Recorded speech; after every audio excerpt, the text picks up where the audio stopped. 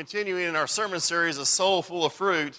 You know, sometimes it's really tough to come up with titles for these things that might not sound corny or something like that, but just as this bowl is filled with fruit, so our soul needs to be filled with the fruits of the Spirit. Someone I would like to mention for a prayer request, and if you look after he's finished with kids' worship, Charlie Harlan's walking around in a leg cast, a foot cast, and he's got what they call pseudo gout.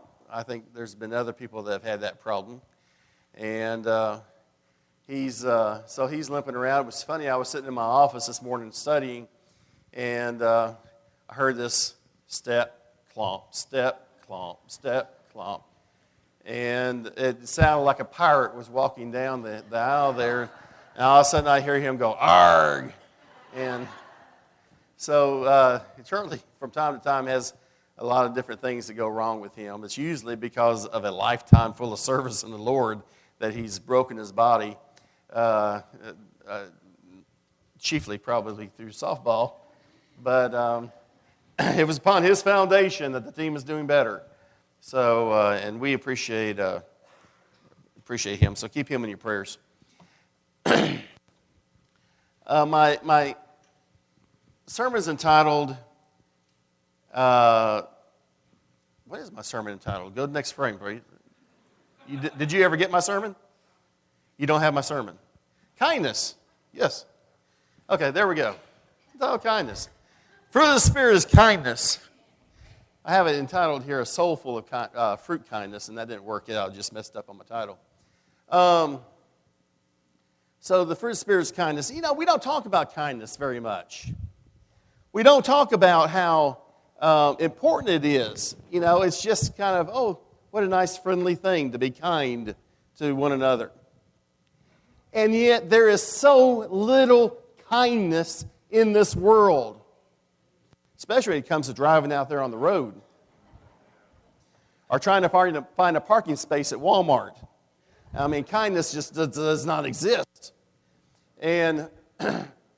But if anywhere, people should be able to come in these doors and find a room, a building, overflowing with kindness. Amen?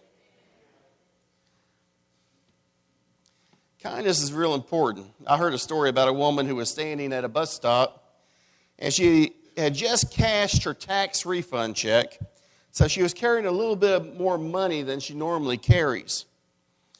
And she glanced around and noticed a shabbily dressed gentleman standing nearby, and as she watched, she saw a man walk up to him, hand him some money, and whisper something in his ear. And she thought, how kind. How compassionate. And so she was so touched by the act of kindness that she decided to do the same thing. And in a burst of generosity, she reached into her purse and she took out a $10 bill and she handed it to the man and whispered, "Never despair." Well, the next day she came to the same bus stop and there was the man. But this time he walked up to her and handed her $110. She said, "What's this?" He said, "You won, lady. Never despair paid 10 to 1.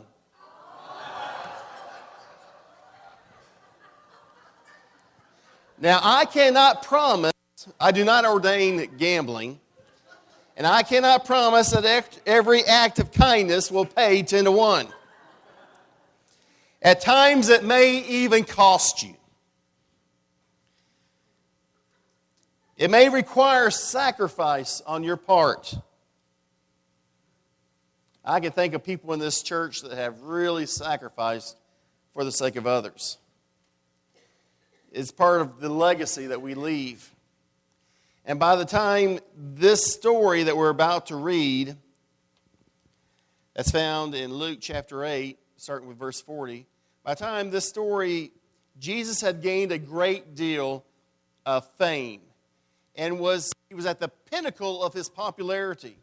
People respected him as a healer, respected him as a teacher, and crowds were swarming around him wherever he went. In fact, There were times that Jesus had to just purposely go off in secret to get some time to rest and to pray. But despite the pressures of popularity, despite the crowds constantly pushing in around him, despite all the demands on his time, Jesus, in his kindness, stopped everything he was doing to help them and to meet their needs.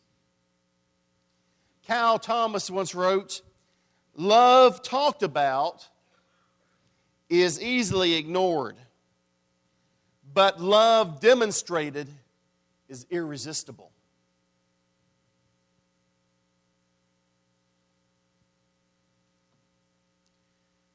Jesus not only talked about love and kindness, but he modeled it for us too. So let's take a look at how Jesus showed kindness in this passage. Because I think that there are ways that we need to show kindness today. First of all, Jesus paid attention to them. Jesus paid attention to them. Now,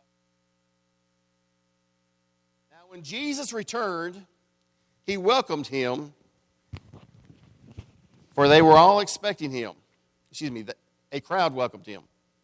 For they were all expecting him. A man named Jairus, a ruler of the synagogue, came and fell at Jesus' feet, pleading with him to come to his house because his only daughter, a girl of 12, was dying. As Jesus was on his way, the crowds almost crushed him. Jesus paid attention to Jairus. Now, he was a synagogue leader. He was an important man, but that's not why Jesus paid attention to him. Jesus paid attention to him because Jairus was coming to him out of faith. Out of faith. Jairus was in urgent need. Jairus humbled himself. He was an important man. He was an influential man. But his daughter was dying.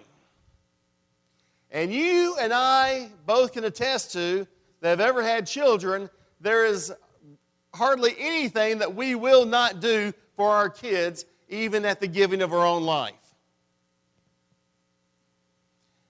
And he was in urgent need. His daughter was not just sick, it was definite she was dying. And Jairus knew that it didn't make any difference who he was, how much money he had in his bank, what type of influence he had. The only way his daughter was going to get well was through Jesus. And he humbled himself. And he came to Jesus. And Jesus immediately left. Jesus immediately left to help. Now look at verse 43.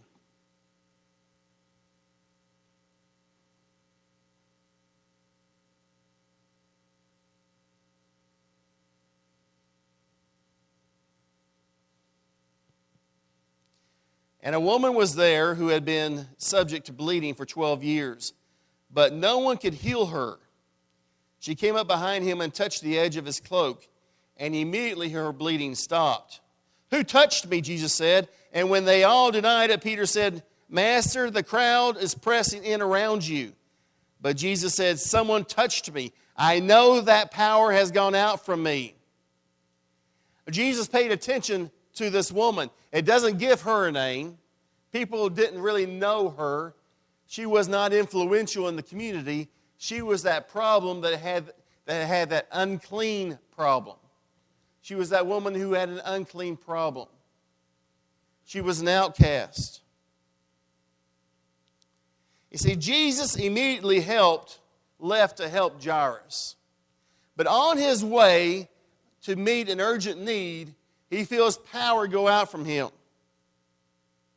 Jesus can tell the difference between an entire crowd and a single woman in need of help. So I want to tell you this morning, I don't care how influential you are or how uninfluential you are, I don't care if you have a title to your name or whether you're hardly known. I don't care who comes around Jesus and how many people call upon His name. If you need Jesus, He will be there for you.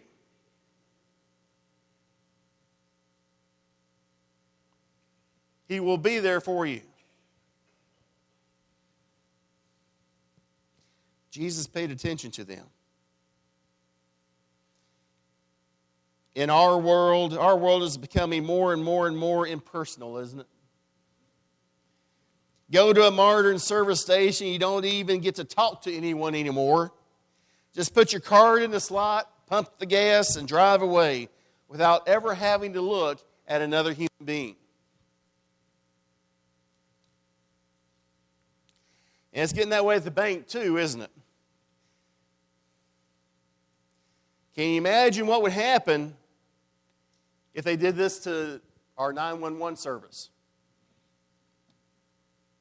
You dial 911 and you hear, if your emergency is a murder, press 1. If it's a burglary, press 2. If the burglar is in the house, press 3. If he has a gun, press 4 real quick. I don't know about you, but what are we coming to? It has become a very impersonal world. But Jesus took time in the midst of the crowd to give a woman His personal attention, as though she was the only one there.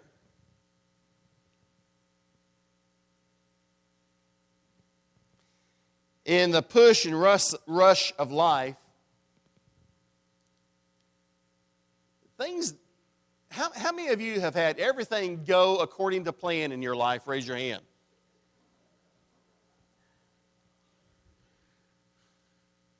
I was supposed to be a nuclear physicist. No, I'm joking with